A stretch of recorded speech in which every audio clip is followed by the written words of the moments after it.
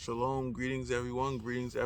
It's Leon the Servant back here with another video. We outside again on this beautiful day, on this Yah blessed day, right? So I want to get straight into it.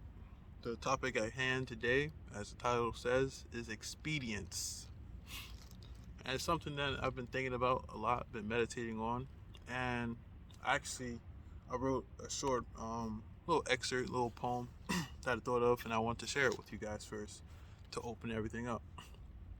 Expedience, a dreadful word for the common man, a word that hinges on the progression of worthy ideals, not to be cast in the void of distraction and lasciviousness, a path paved not by the foolhardy, one that can only be conquered by the disciplined.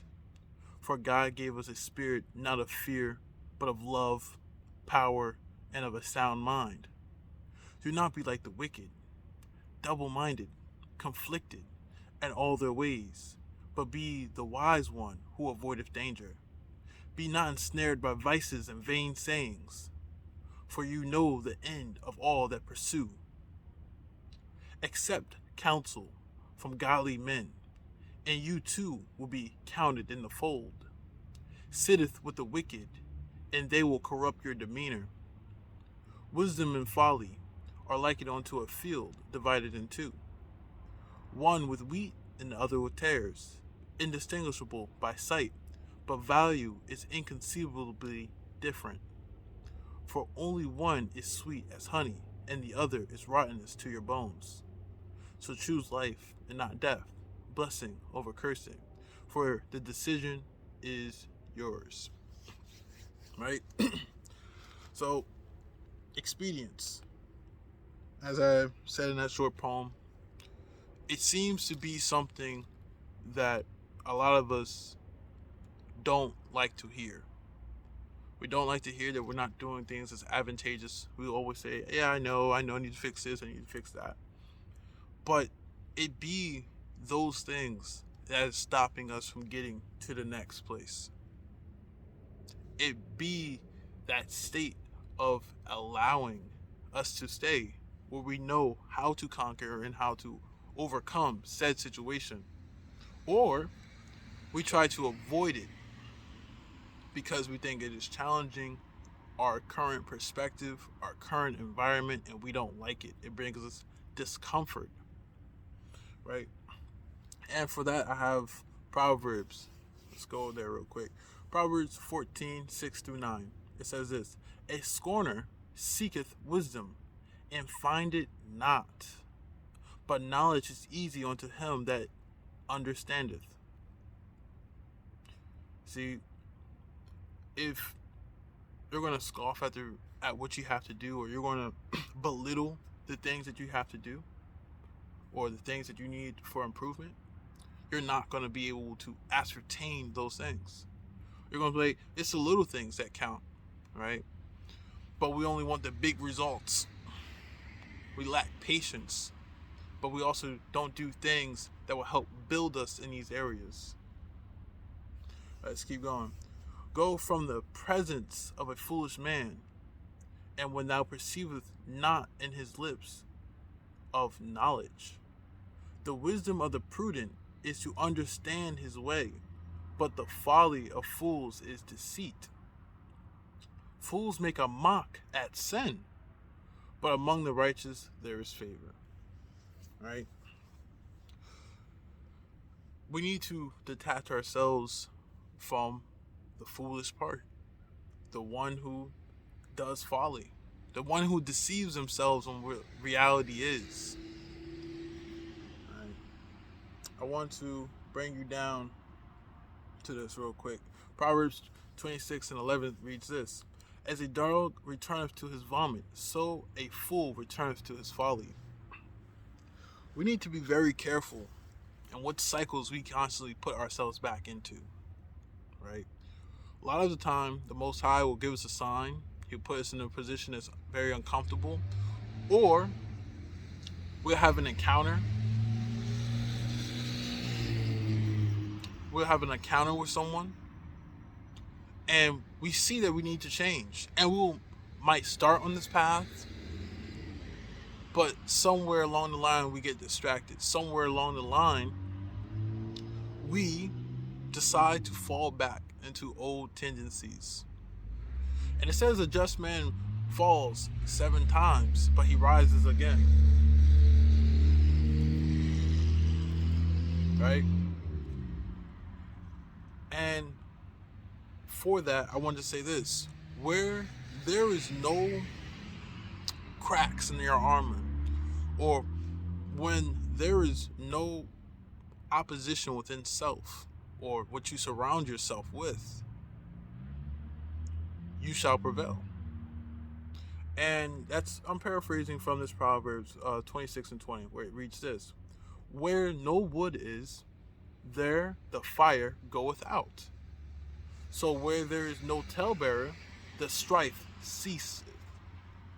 See, sometimes we'll be fueling the flames to our own issues, to our own problems. And we see the actions that we're doing is only contributing to the strife within ourselves or in our environment or those things around us. And it's not expedient for us to continue in said way, even if it is lawful. That's why Paul says, just because everything is lawful doesn't mean it's expedient. Just because there's a law saying eye for an eye and tooth for a tooth doesn't mean that it's expedient for your soul. Maybe you need to work on forgiveness. Right? And that's just one example. But not everything that we do is expedient onto ourselves, which puts ourselves in a self-deprecating position where we allow our shortcomings to overcome and ascertain our future, our presence, and we're plagued from the past. Right? I want to go down and want to elaborate about this talebearer.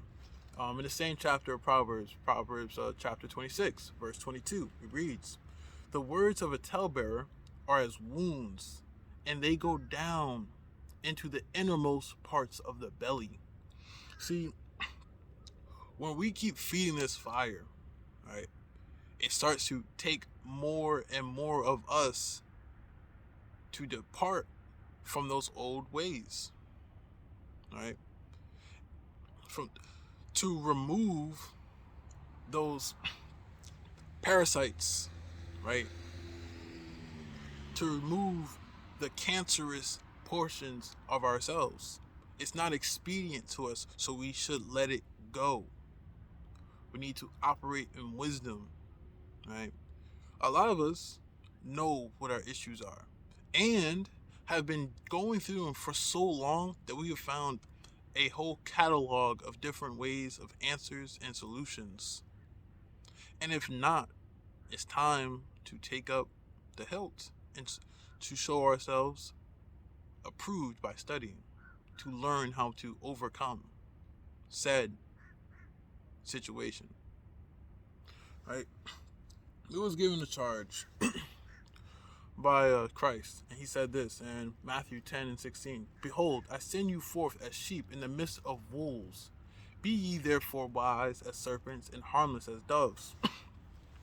See, if we know that the things around us is deadly and lethal, right, that the bare minimum what we should do is move in the health of ourselves, to be wise on how we conduct ourselves. What example do we lead? Right? For we no longer just live for ourselves. See, expedience, as I said in that poem, is dreadful for the common man because the common man is content on where he is. And what I'm calling everyone here to do is to no longer be content on where you are. To no longer accept the worser half of yourself. To bury that person in the past and to bring forth the light that the Most High has bestowed inside of you. To no longer be your own stumbling block. To empower yourself to be the master of your own flesh. And the road of mastery may be long, but rewardeth much. So, that is what I had to share today. Expedience, steadfastness, and the faith and self-improvement and growth. To not lose the vision, to not perish, to fight and strive for those ideals that are worthy to stand for, because the whole world is trying to take them away. So with that being said, shalom and peace, everyone.